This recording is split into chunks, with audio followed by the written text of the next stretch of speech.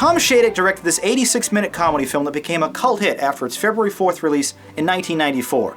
Following a successful stint on the sketch comedy show In Living Color, Jim Carrey is featured as the lead for the first time in his career, and a role that would catapult him to Hollywood stardom. The $15 million film, co-written by Carrey, scored over $100 million at the box office. At a very quick 86 minutes, the PG-13 rated narrative follows Carrey as the titular hero, who sets off on a bizarre series of events to track down the Miami Dolphins' missing aquatic mascot. And to carry us on this journey, we have a ragtag team of stars ranging from Courtney Cox, Tone-Lōc, Sean Young, and of course Dan Marino, playing Dan Marino.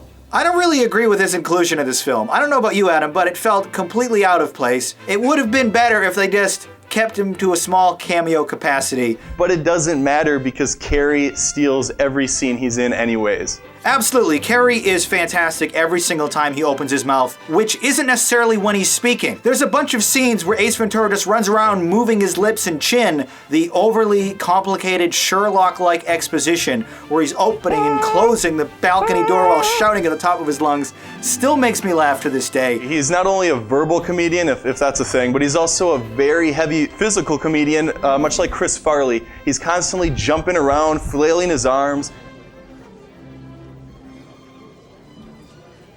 Are you sure your date is right?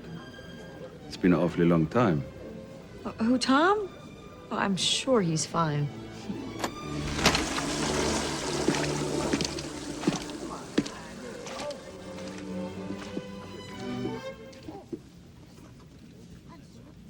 Do not go in there. Woo!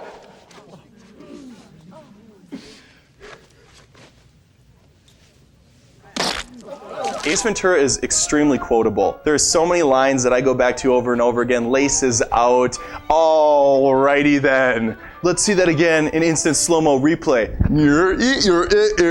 How good is that? The only thing I don't like in Ace Ventura is when he talks out of his ass. I think it was juvenile then, and it's obviously juvenile now. There's another shot of someone else's butt that I didn't need to see either, but that's a bit of a spoiler. Ass-to-ass comparisons aside, it's still one of my favorite comedies to date. I don't know if I would go that far, Adam, but it's definitely one of Jim Carrey's more iconic roles. But let's see what you had to say about it in the YouTube comments.